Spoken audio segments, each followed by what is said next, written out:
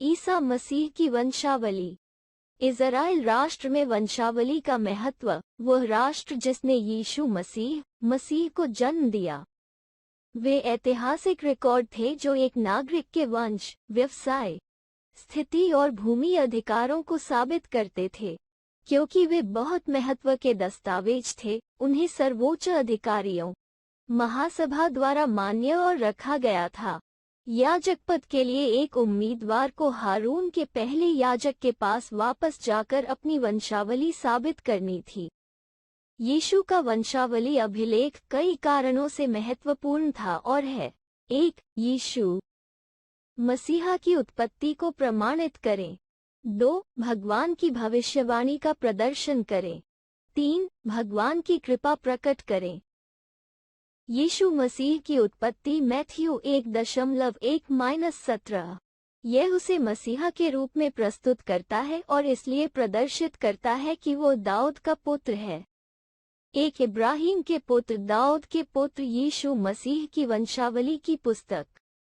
2. इब्राहिम से इसहाक उत्पन्न हुआ। इसहाक याकूब, यहूदा और उसके भाई। 3. यहूदा से पेरेस और तामार के जेरह उत्पन्न हुए। पेरेज ने एसरोम को जन्म दिया। एजरोन से हारून। 4. हारून से अमीनादाब उत्पन्न हुआ। अमीनादाब नहशोन तक। सैलमन को नहसन। 5. सलमोन से राहाब का बोअज उत्पन्न हुआ। रूत से ओबेद उत्पन्न हुआ और यिशै की आज्ञा मानी।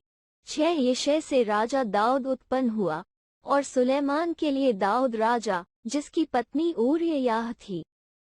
7. सुलेमान से रहूबियाम उत्पन्न हुआ। रहूबियाम से अबिय्याह तक। अबिय्याह दविंग। 8. आसा से यहोशोपात उत्पन्न हुआ। यहोशोपात से योरम तक। यहोरम से उज्जियाह तक। 9. उज्जियाह से योताम उत्पन्न हुआ।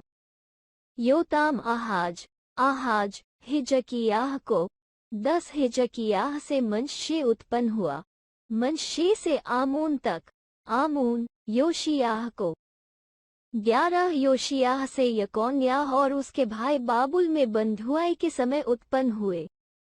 12. बाबुल में बंधुआई के बाद यकोन्याह से शलातियेल उत्पन्न हुआ और सलातियेल से जरूब्बाबेल तक।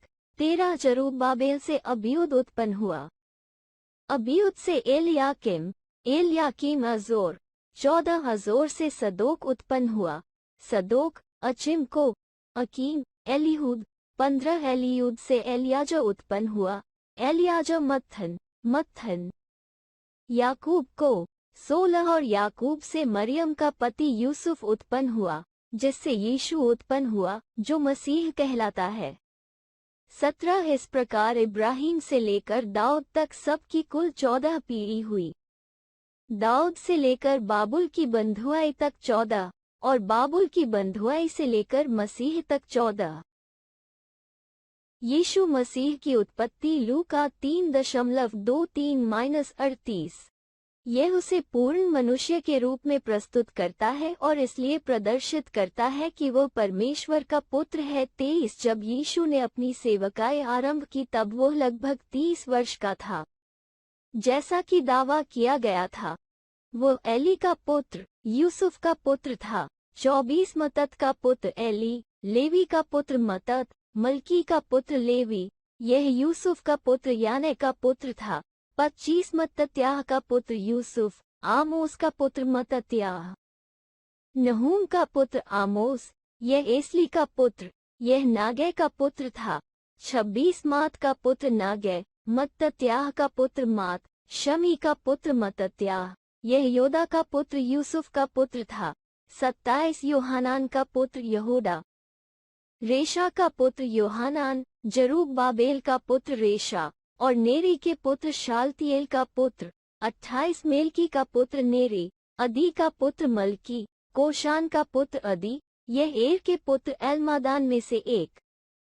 29. यहोशू का पुत्र एर, एलिएजर का पुत्र यहोशू, योरीम का पुत्र एलिएजर, यह लेवी के पुत्र मत्तत में से एक था। 30. शिमोन का पुत्र लेवी, यहूदा का पुत्र शिमोन, यहूदा यूसुफ का पुत्र, यह योनान का पुत्र एलयाकीम का पुत्र था। 31 मेलिया का पुत्र एलयाकीम, मेना का पुत्र मेलिया, मत्ता का पुत्र मेना, यह दाऊद का पुत्र नातान का पुत्र था। 32 दाऊद यिशै का पुत्र, ओबेद का पुत्र यिशै, यह बोअज का पुत्र ओबेद था। यह सलाह का पुत्र नहसोन का पुत्र था। 33 अम्मीनादाब का पुत्र नहशोन, अदमीम का पुत्र अम्मीनादाब, अर्नी का पुत्र अदमीम, एसरोम का पुत्र अर्नी, यह यहूदा का पुत्र पेरेस का पुत्र था। 34 याकूब का पुत्र यहूदा, इसहाक का पुत्र याकूब, इब्राहिम का पुत्र इसहाक, यह नाहोर का पुत्र तेरह का पुत्र था। 35 सरूग का पुत्र नाहोर, यह रागो का पुत्र सरूग, यह फलेक का पुत्र रागो, यह सलाह का पुत्र एबर का पुत्र था। 36 कैनान का पुत्र सलाह, अर्पक्षद का पुत्र केनान, शेम का पुत्र अर्पक्षद, यह नूह का पुत्र, यह लेमेक का पुत्र था। 37 मतूशेला का पुत्र लेमेक, हनोक का पुत्र मतूशेला, येरेद का पुत्र हनोक, यह केनान का पुत्र महललेल का पुत्र था। 38 एनोश का पुत्र केनान, शेत का पुत्र एनोश, और यह मनुष्य आदम का पुत्र, और यह परमेश्वर का पुत्र। यीशु की वंशावली में प्रकट हुआ परमेश्वर का प्रोविडेंस वंशावली सभी को मंदिर में रखा गया था। जब रोमियों ने यरूशलेम को नष्ट कर दिया और मंदिर को भी उन्होंने इन दस्तावेजों को नष्ट कर दिया।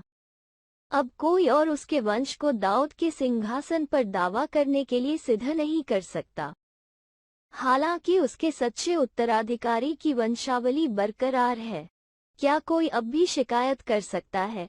यदि यूसुफ के गर्भधारण में कोई हिस्सा नहीं है, तो वह राजा दाऊद के सिंहासन का उत्तराधिकारी कैसे है? लेकिन मारिया उनकी माँ भी शाही वंश की है, इसलिए वह यीशु मसीह यूसुफ के माध्यम से कानूनी वंश का है और मैरी से स्वाभाविक है। ल्यूक यह स्पष्ट करता है कि यीशु न केवल अपने दत्तक पिता की ओर से डेविड का वंशज है, बल्कि वास्तव में जैविक रूप से भी, जब वह मैरी के लिए स्वर्गदूत के भाषण को रिकॉर्ड करता है। 26 छठवें महीने में जिब्राइल स्वर्गदूत को परमेश्वर की ओर से गलील के नासरत नाम के एक नगर में भेजा गया। 27 दाऊद के घराने के एक पुरुष से, जिसका नाम यूसुफ या एक कुंवारी कन्या से ब्याही गई। कुंवारी को मैरी कहा जाता था। 28 और स्वर्गदूत ने जहां वह थी, वहां आकर कहा, आनंद करो परम प्रिय जन, प्रभु आपके साथ है। 29 परंतु जब उसने यह शब्द सुना, तो वो बहुत उदास हुई और सोच रही थी कि इस अभिवादन का क्या अर्थ होगा। 30 परंतु स्वर्गदूत ने उससे कहा, मरियम मत डर, क्योंकि तुम पर परमेश्वर की कृपा हुई है। 31 सुन, तू गर्भवती होगी और एक पुत्र जनेगी, और उसका नाम यीशु रखना। 32 यह महान होगा और परम प्रधान का पुत्र कहलाएगा। परमेश्वर यहोवा उसे उसके पिता दाऊद का सिंहासन देगा। 33 वह याकूब के घराने पर सदा राज्य करेगा, और उसके राज्य का अंत न होगा। यीशु की वंशावली में प्रकट हुआ परमेश्वर का अनुग्रह यीशु राजाओं के वंशज है। हालांकि इस सूची में अच्छे राजा हैं, लेकिन अन्य इतने बुरे हैं कि किसी को अपने पूर्वजों को कहने में गर्व नहीं होगा। एक यहूदी ने अपनी जैविक शुद्धता रक्त दिखाने के लिए संघर्ष किया। हालांकि यीशु ने उस सच्चाई को खोल दिया जो सभी जानते थे, शाही वंश शुद्ध नहीं था, बल्कि यहूदियों और अन्य जातियों के खून से मिश्रित था। और इससे भी बुरी बात यह है कि 4 अन्य जाति स्त्रियां हैं, जिनमें से पहली ने अपने ससुर के साथ व्यभिचार किया, दूसरी एक परिवर्तित वेश्या थी, तीसरी एक मोआबी, और इसलिए इतनी तुच्छ थी कि वो यहोवा की सभा में प्रवेश भी नहीं कर सकती थी, और अंत में एक व्यभिचारिणी तामार। उसने अपके ससुर यहूदा को बहकाया और उसके साथ रहने लगा, और पेरेस और जेरा उत्पन्न हुए। राहाब जेरिको की वेश्या जो धर्म परिवर्तन करती है और सैलमन से शादी करती है जो बोजी का पिता बन जाता है। रूत मोआबी जो धर्म परिवर्तन कर बोज से शादी करता है, जिससे ओबेद दाऊद का दादा बेतशेबा ऊरिय्याह की पत्नी जिसे दाऊद मिलावटी पत्नी के रूप में लेता है और बाद में शादी करके सुलेमान को जन्म देता है। परमेश्वर ने सब कुछ बहुत स्पष्ट करने की बात क्यों की? मत्ती 1:21 में हम हर चीज की कुंजी पढ़ते हैं। वो एक पुत्र को जनेगी और तू उसका नाम रखना यीशु, क्योंकि वो अपने लोगों को बचाएगा उनके पाप।